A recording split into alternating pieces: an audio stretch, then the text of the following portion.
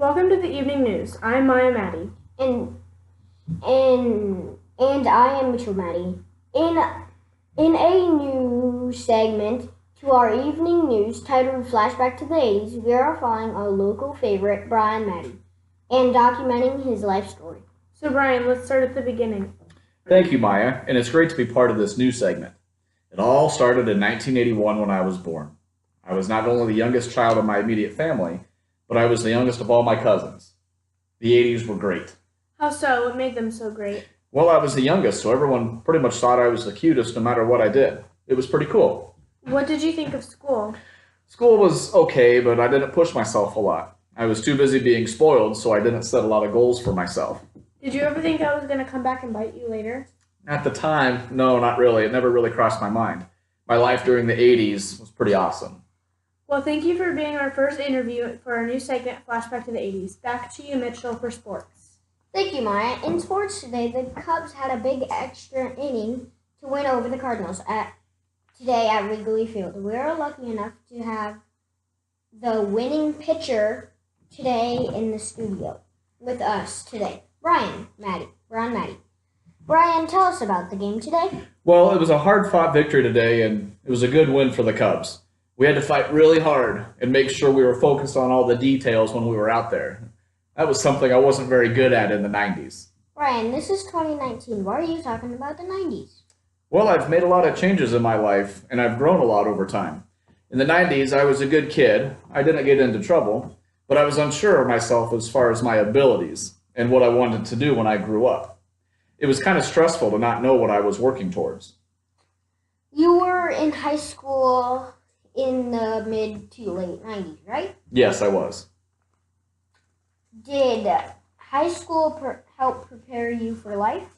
Yes and no. I developed a lot of bad habits in high school. Habits like not learning how to study or set goals, and I still didn't know what I wanted to do after high school. I always knew I would go to college, but I wasn't really preparing myself the right way. Well, Brian, congrats on the game today, and best of luck to the rest of the season. Now to Maya for the weather. Thanks, Mitchell. In weather today, we are looking at a cold front sweeping through the area that will drop the temperatures. It will really remind you of the weather between 2000 and 2010. We have with us in the studio tonight an expert from that time period. Brian, what was the weather like during that time frame? Well, Maya, it was certainly a mixed bag of weather during that time frame. There was some good weather. There was some really rough weather, too. What was the rough weather like? Well, I was in college at that time, and I had no idea what I wanted to do. I hadn't really thought much at all about my future to that point, and I felt kind of lost. I had a really hard time picking a major, and I ended up graduating with a degree that didn't give me a lot of opportunity. Brian, I thought we were talking about the weather. I know, but I'd rather talk about this, as this was a very influential time in my life's journey. Is that okay? Sure, Brian, go ahead. Well, I graduated from Iowa State University, got married, and then started looking for a job. The problem was I still didn't know what I wanted to do. I thought since I had a college degree that everything would kind of just work itself out. Boy, was I wrong. I ended up working at a job that I was good at, but it didn't really give me a lot of satisfaction. What was that like? It was awful. I had wished that I was more focused on learning about myself and looking at career paths when I was in high school. What I did start to learn, however, were some of the qualities that I had. Like what? Well, I was really good working with all kinds of people. I was a good communicator, and I had a lot of patience. I also really enjoyed problem solving with people. I noticed that people had an easy time talking with me, and that they would always seem to ask me for my advice. This got me thinking how I could use these qualities in a job that I would have more joy and success in. How long did this take you to discover? It took me almost 10 years. By 2008, I decided that I wanted to become a teacher, so I went back to school. That's really neat, Brian. Back to you, Mitchell. In our last segment for our evening news, we are following a local man on his quest to become a school counselor. Brian Maddie, join us to tell his story about becoming a school counselor. Brian, thank you for joining us tonight. Thank you, Mitchell. Great to be here tonight. So you are graduating from Creighton University soon with a master's degree in school counseling Is that correct? Well, this video goes well. So, what has the program been like? It's been a great experience. Several years ago, when I became a middle school special education teacher, I worked a lot with our school counselor, and I thought that would be an interesting job. Something that I might really enjoy, something I might be good at. How have you grown over the last 2 years?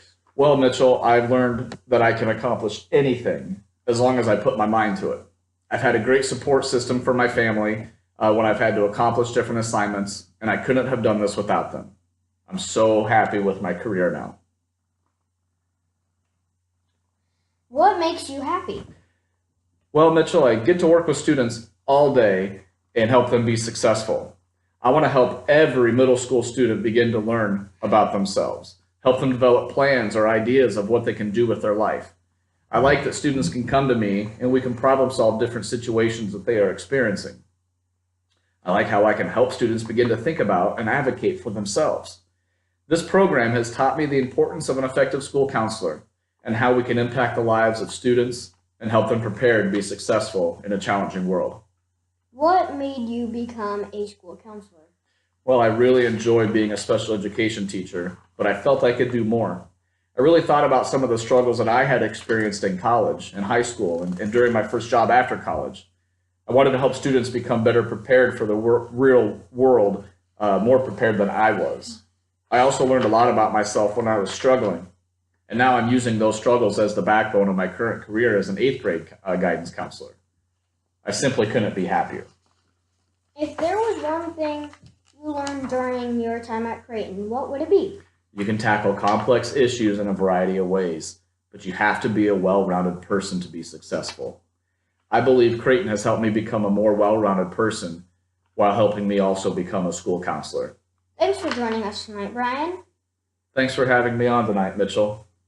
And that does it for evening news. Good night from all of us here, and have a pleasant evening. And this concludes not only my path through the Creighton program, but also my path of what led me to the Creighton program and really from the beginning to where I'm at now, of where I am personally and professionally. I've really enjoyed my time here at Creighton. It's been a wonderful 2 years, and I thank you for your time. Thank you.